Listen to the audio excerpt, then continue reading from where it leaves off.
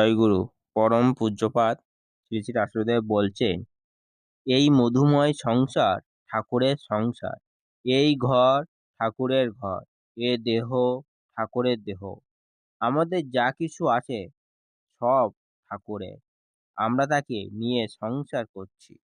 তিনি আমাদের মালিক, আমরা তার সেবা করছি, তারই পূজা করছি।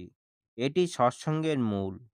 ঠাকুরকে ধরেই তোমরা সংসারে থাকো, কিন্তু মনকে সংসারে রেখো না, তাকে ঠাকুরের পাদপত্রে রাখো এবং এক হাতে ঠাকুরকে ধরে থাকো, অন্য হাতে কর্ম করো।